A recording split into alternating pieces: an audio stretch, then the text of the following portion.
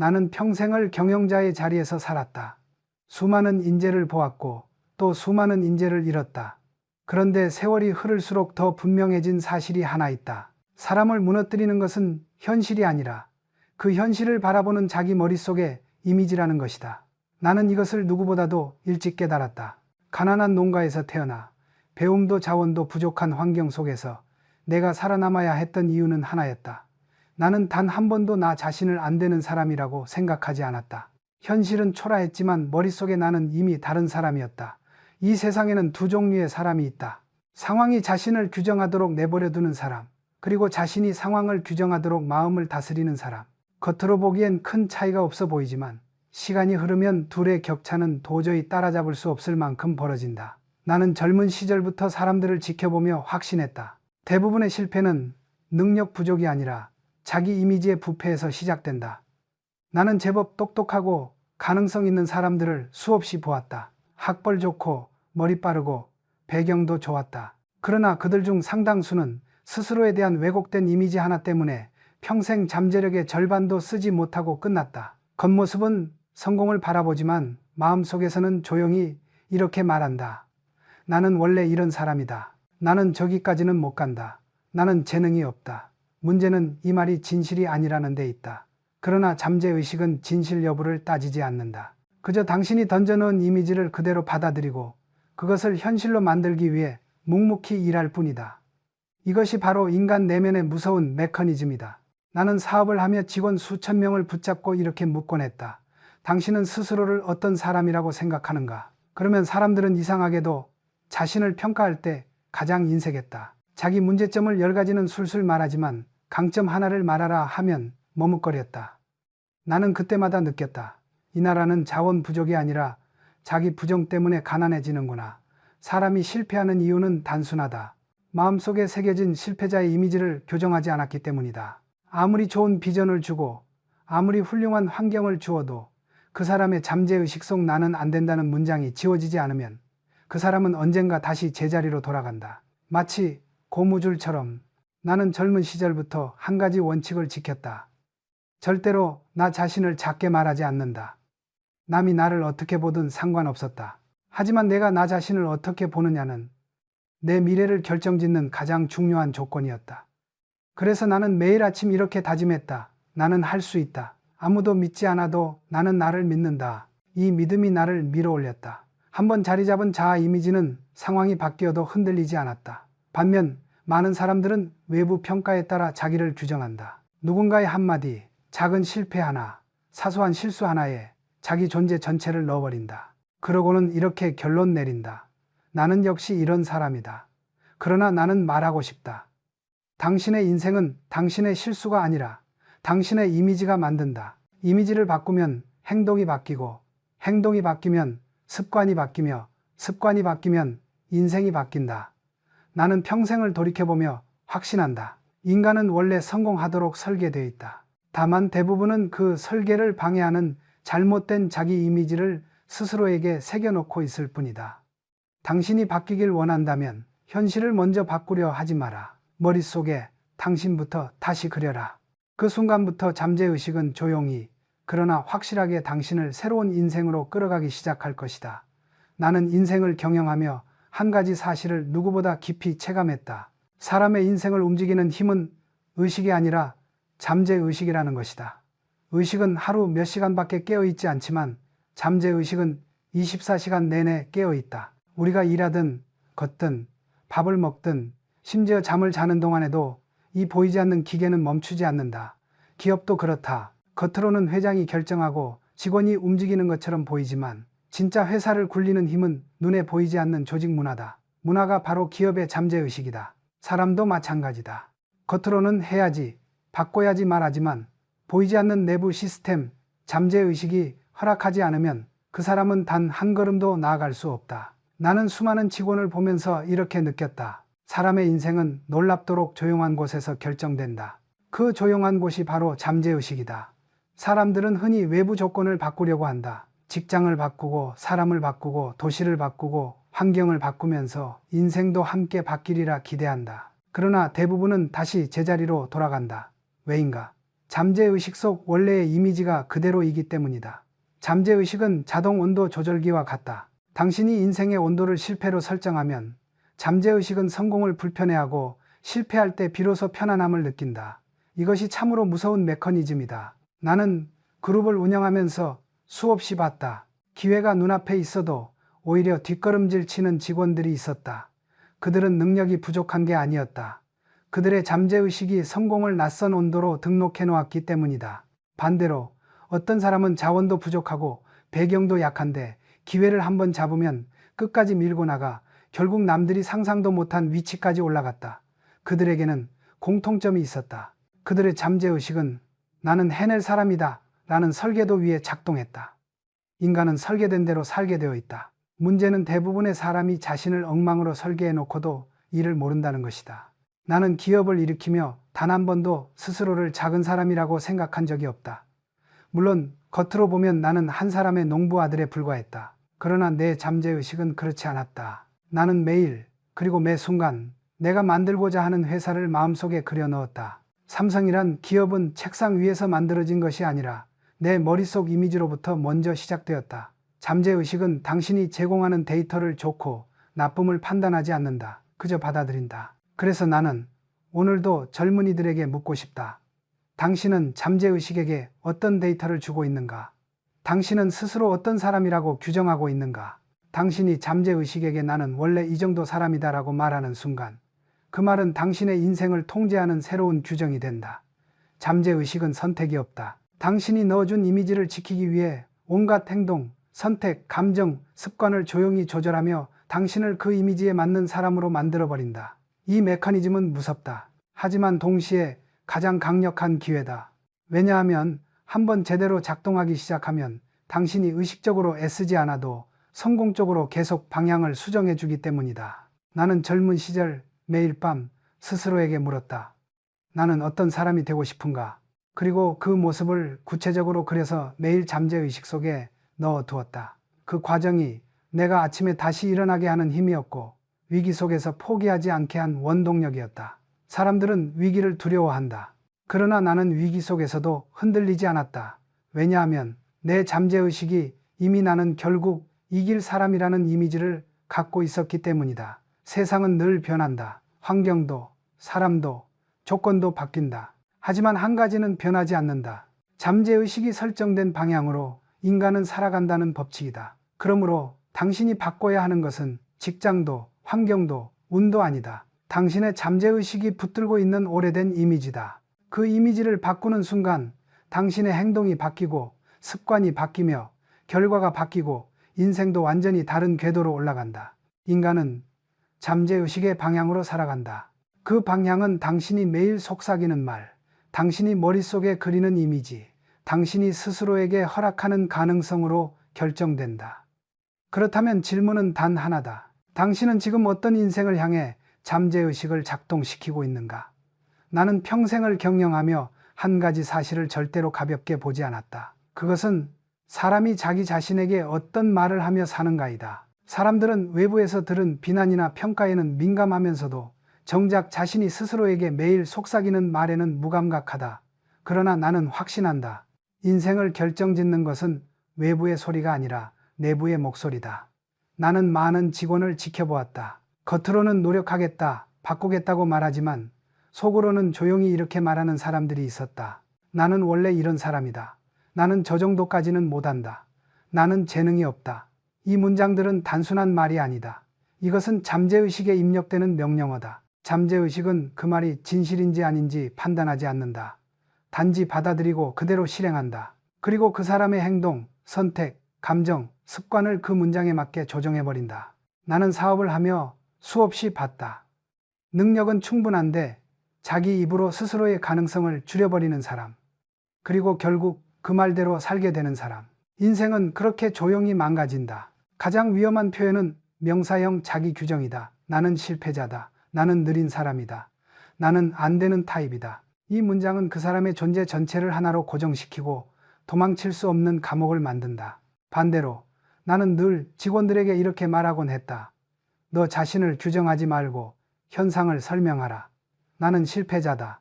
나는 지금 실패를 한 번 겪고 있을 뿐이다. 나는 능력이 없다. 나는 아직 능력을 키우는 중이다. 나는 운이 없다. 지금은 운이 따라주지 않는 시기일 뿐이다. 단어 하나 바꾸는 것이 사소해 보일지 모른다. 그러나 나는 경험으로 안다. 이 작은 조정이 자아 이미지를 무너뜨리는 칼이 되기도 강하게 지켜주는 방패가 되기도 한다. 사람은 누구나 힘든 순간을 겪는다. 문제가 아니다. 문제는 그 순간에 어떤 말을 자기에게 하는가이다. 어떤 사람은 이렇게 말한다. 역시 나는 안 되는 사람이지. 그리고 그 말은 그 사람의 미래를 잠재의식에 새겨 넣는다. 반면 어떤 사람은 이렇게 말한다. 이번엔 틀렸을 뿐이다. 다음은 다르다.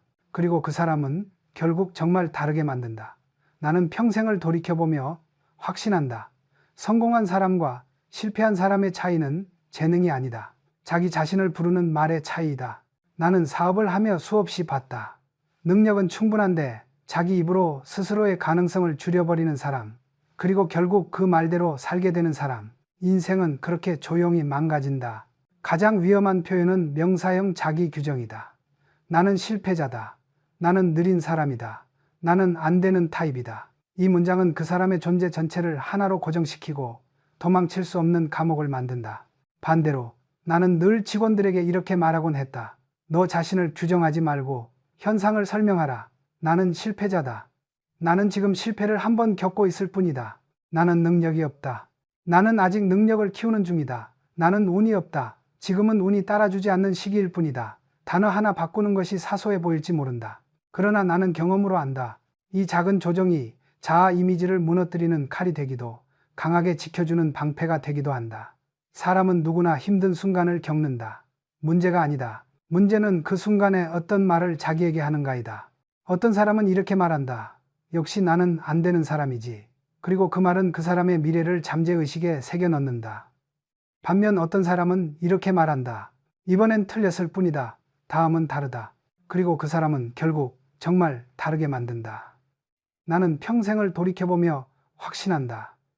성공한 사람과 실패한 사람의 차이는 재능이 아니다. 자기 자신을 부르는 말의 차이이다. 당신이 스스로에게 어떤 말을 하고 있는가? 그 말이 지금의 당신을 만들었다. 그리고 앞으로의 당신도 만들 것이다. 나는 인생을 살아오며 한 가지 뼈아픈 진실을 깨달았다. 사람이 바뀌지 않는 이유는 능력이 부족해서도 기회가 없어서도 아니다. 가장 근본적인 이유는 단 하나다. 이미 머릿속에 오래 굳어버린 옛 자아 이미지를 버리지 못했기 때문이다. 나는 늘 말했다. 낡은 틀을 깨지 않으면 새로운 그릇은 들어올 수 없다. 사람의 잠재의식도 같다. 오염된 이미지 위에 성공을 덧칠한다고 해서 그 사람이 달라질 수는 없다. 먼저 해야 할 일은 깨끗한 바탕을 다시 만드는 작업이다. 많은 사람들이 실패하는 이유는 새로운 목표를 세우기 전에 먼저 오래된 자기 규정을 붙들고 있기 때문이다. 나는 원래 이런 성격이다. 나는 여기까지가 한계다. 나는 저 정도 사람이 아니다. 이 말들은 오래된 흉터처럼 마음 깊숙이 자리 잡고 사람을 같은 자리로 계속 끌어당긴다. 나는 이런 사람을 볼 때마다 안타까웠다. 아무리 좋은 전략을 주어도, 아무리 훌륭한 기회를 얹어줘도 그 사람은 결국 초기 이미지가 요구하는 삶으로 되돌아간다. 그러나 나는 확신한다. 이미지는 지울 수 있다. 그리고 새로 그릴 수도 있다. 방법은 복잡하지 않다. 첫째, 부정적 자기 규정을 끊어내야 한다. 그 규정은 사실이 아니라 과거 특정 순간에 만들어진 오해일 뿐이다. 그때 당신이 미숙했을 뿐 그 모습이 당신 전체는 아니다.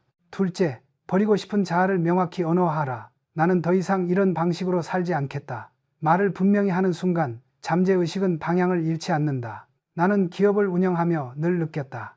모호한 목표는 조직을 혼란에 빠뜨리고 모호한 자아도 개인을 어둠 속에 남겨둔다. 셋째, 새로운 자아 이미지를 구체적으로 그려라.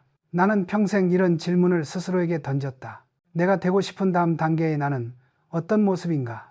이 질문은 나를 매번 한 단계 위로 끌어올렸다. 내 잠재의식은 그 이미지를 현실로 만들기 위해 밤낮 없이 조용히 일했다. 넷째, 그 이미지에 감정을 부여하라. 감정 없는 이미지는 움직이지 않는다. 그러나 감정이 실린 이미지는 에너지가 되고 그 에너지가 당신의 행동을 바꾼다. 나는 이렇게 생각한다. 사람은 두 번 태어난다. 처음은 세상이 주는 모습으로, 두 번째는 스스로 그리는 모습으로. 그 두 번째 탄생이 당신의 인생을 바꾼다. 자아 이미지를 다시 설계한 순간 당신은 이미 절반은 성공한 것이다. 나는 인생을 경영하며 한 가지 원칙을 확신하게 되었다.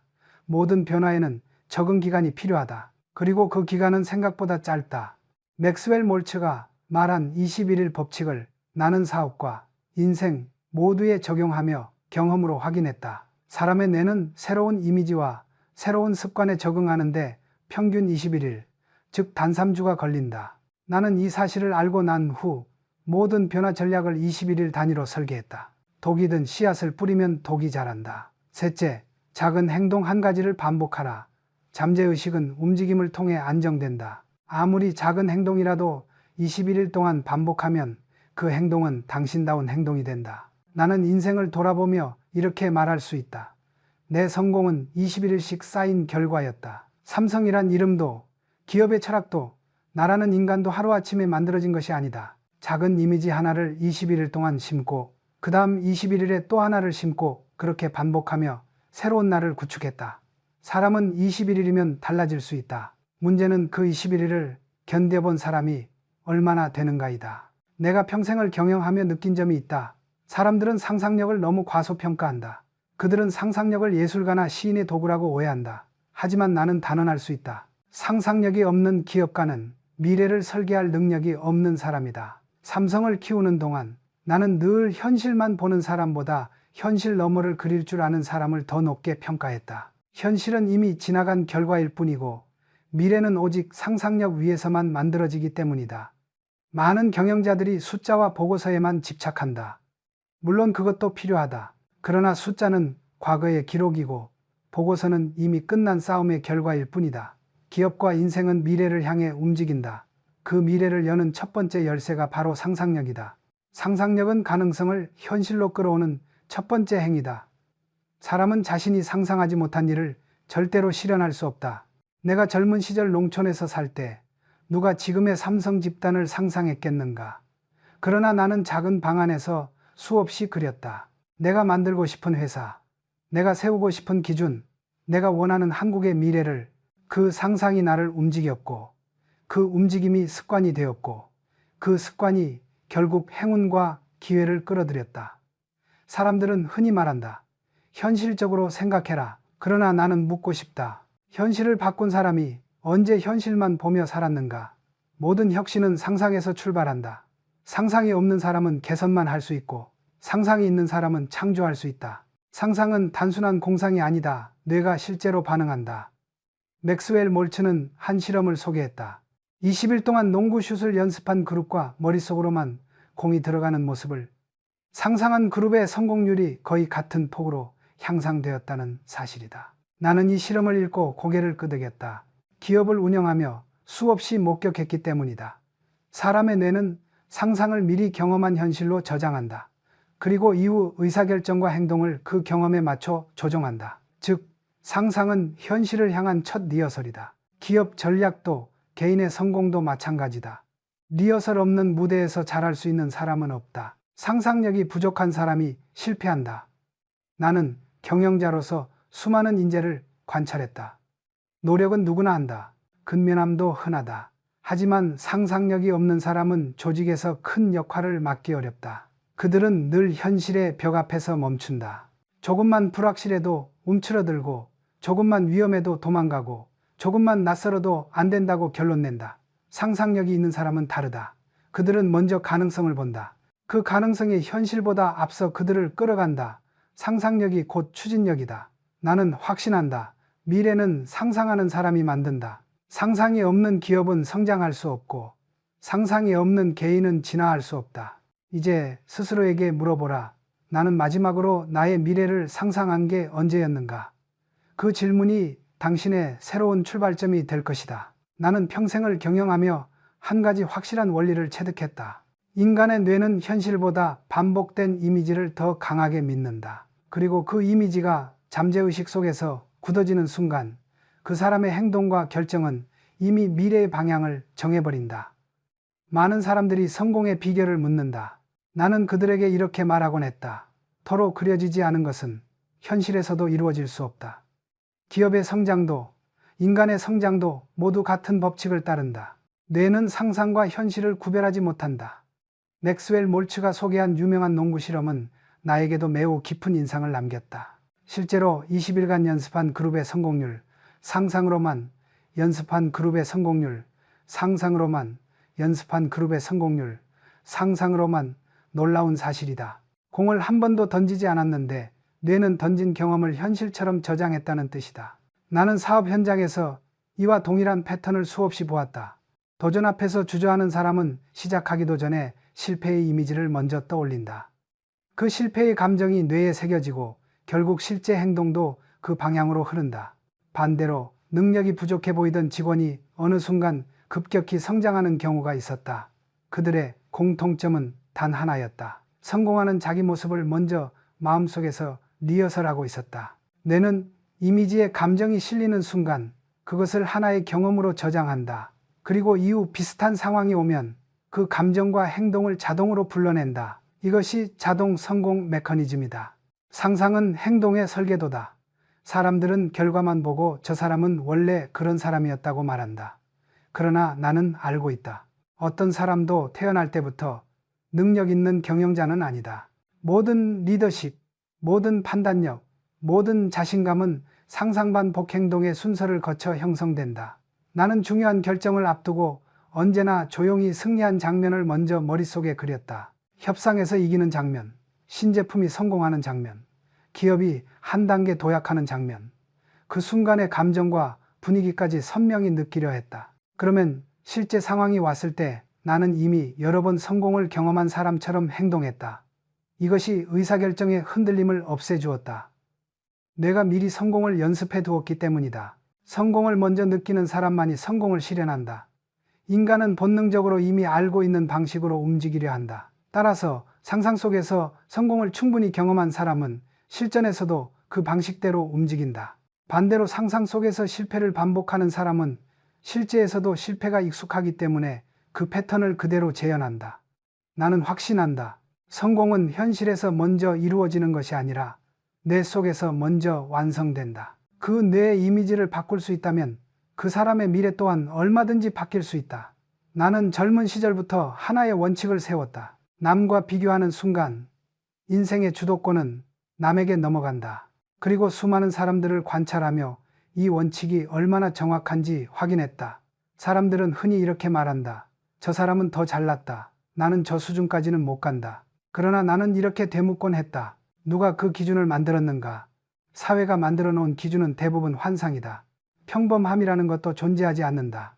나는 평생 기업을 운영하면서 깨달았다. 사람을 묶어버리는 것은 환경이 아니라 잘못된 기준이다. 사람 360명이 같은 방향으로 달리면 1등부터 360등까지 순위가 매겨지는 것은 당연하다. 그러나 내가 본 성공한 사람들은 애초에 남들이 뛰는 길에서 경쟁하지 않았다. 그들은 자기만의 방향을 잡고 그 길에서 1등이 되었다. 나는 젊은이들에게 이렇게 조언하곤 했다. 남의 기준을 따라가면 평생 2등으로도 부족하다. 너만의 기준을 세우면 너는 이미 1등이다. 열등감은 타고난 것이 아니다. 타인의 성공을 내 성공의 잣대로 가져오는 순간 생기는 병이다. 경영에서도 마찬가지다. 경쟁사만 쳐다보는 기업은 혁신할 수 없고 자기만의 비전을 가진 기업만이 시장을 이끈다. 그러므로 비교를 멈추고 당신이 진짜 원하는 모습을 그리는 일에 집중해야 한다. 그 이미지가 당신의 잠재의식을 움직이고 걷는 방향을 바꾸고 결국 인생의 궤도를 완전히 바꾼다. 나는 행복하게 살고 싶다는 말을 참 많이 들었다. 그러나 나는 평생 그 말을 목표로 삼아 본 적이 없다. 왜냐하면 행복은 목표가 아니라 결과이기 때문이다. 사람은 본능적으로 목표 지향적이다. 내가 기업을 세우고 제품을 만들고 해외 시장을 개척한 이유는 행복해지기 위해서가 아니었다. 해야 할 목표가 있었고 그 목표를 향해 움직였기 때문이다. 이상하게도 목표를 향해 사는 사람은 힘들어도 행복하다. 반대로 아무 목표 없이 사는 사람은 겉으로는 부족함이 없어도 공허하다. 나는 조직에서도 똑같은 패턴을 보았다. 명확한 목표를 가진 팀은 활기가 넘쳤다. 반대로 목표가 흐릿한 팀은 성과가 나지 않을 뿐 아니라 불만, 불안, 무기력 속에서 흔들렸다. 행복은 의도해서 얻는 것이 아니다. 내면이 목적을 향해 정렬되면 그 과정에서 자연히 따라오는 부산물이다. 나는 이렇게 말하곤 한다. 행복은 노력해서 잡는 감정이 아니다. 당신이 가야 할 길을 걸을 때 생기는 상태다. 그러므로 인생의 핵심은 어떻게 하면 행복할까가 아니다. 무엇을 향해 살아갈 것인가? 이 질문을 해결하면 행복은 저절로 따라온다. 경쟁사만 쳐다보는 기업은 혁신할 수 없고 자기만의 비전을 가진 기업만이 시장을 이끈다. 그러므로 비교를 멈추고 당신이 진짜 원하는 모습을 그리는 일에 집중해야 한다. 그 이미지가 당신의 잠재의식을 움직이고 걷는 방향을 바꾸고 결국 인생의 궤도를 완전히 바꾼다. 나는 행복하게 살고 싶다는 말을 참 많이 들었다. 그러나 나는 평생 그 말을 목표로 삼아본 적이 없다. 왜냐하면 행복은 목표가 아니라 결과이기 때문이다. 사람은 본능적으로 목표 지향적이다. 내가 기업을 세우고 제품을 만들고 해외 시장을 개척한 이유는 행복해지기 위해서가 아니었다. 해야 할 목표가 있었고 그 목표를 향해 움직였기 때문이다. 이상하게도 목표를 향해 사는 사람은 힘들어도 행복하다. 반대로 아무 목표 없이 사는 사람은 겉으로는 부족함이 없어도 공허하다. 나는 조직에서도 똑같은 패턴을 보았다. 명확한 목표를 가진 팀은 활기가 넘쳤다. 반대로 목표가 흐릿한 팀은 성과가 나지 않을 뿐 아니라 불만, 불안, 무기력 속에서 흔들렸다. 행복은 의도해서 얻는 것이 아니다. 내면이 목적을 향해 정렬되면 그 과정에서 자연히 따라오는 부산물이다. 나는 이렇게 말하곤 한다. 행복은 노력해서 잡는 감정이 아니다. 당신이 가야 할 길을 걸을 때 생기는 상태다. 그러므로 인생의 핵심은 어떻게 하면 행복할까가 아니다. 무엇을 향해 살아갈 것인가? 이 질문을 해결하면 행복은 저절로 따라온다. 맥스웰 몰츠는 성공한 사람들에게서 공통된 7가지 기질을 발견했다. 나는 기업을 운영하며 이 기질을 더욱 분명히 확인했다. 1. 방향 감각 목표 없이 사는 사람에게 성공은 없다. 방향을 정하는 순간 행동은 자동으로 정렬된다. 2. 이해. 자신과 타인을 이해하려는 태도는 관계와 업무 모두에서 불필요한 마찰을 줄인다. 3. 용기. 성공은 확신에서 오지 않는다. 대부분은 두려움 속에서 내디딘 첫걸음에서 시작된다. 4. 관용. 성급하고 피곤한 시대일수록 사람을 사람으로 대하는 기업이 오래간다. 5. 존중. 스스로를 존중하지 못하는 사람은 절대 남도 존중할 수 없다. 자존감은 모든 리더십의 출발점이다. 6. 자신감은 타고나는 것이 아니다. 작은 승리를 반복적으로 쌓아 올릴 때 생성된다. 7. 자기 긍정. 성공한 사람은 실수와 약점을 부정하지 않는다. 그것까지 포함한 전체의 나를 긍정한다. 그래야 실패가 와도 무너지지 않는다. 나는 이 7가지를 단순한 성공 공식으로 보지 않았다. 이것은 사람이 성장하는 최소한의 조건이었다. 이 7가지를 장착한 사람은 환경과 위기에도 흔들리지 않는다. 기업도 개인도 결국 똑같다. 기질이 곧 운명이다. 나는 기업을 일으키며 수없이 넘어졌다. 그러나 단 한 번도 나 자신을 실패자라고 생각한 적은 없다. 왜냐하면 나는 인생을 이렇게 정의했다. 실수는 사건이고 나는 사람이다. 미래는 준비된 사람이 아니라 자신을 새롭게 정의한 사람이 만든다. 당신의 목표를 상상하라. 당신의 이미지를 다시 그려라. 21일 동안 꾸준히 반복하라. 그러면 어느 날 당신이 그토록 바라던 그 모습이 현실 속에서 당신 자신이 되어 있을 것이다.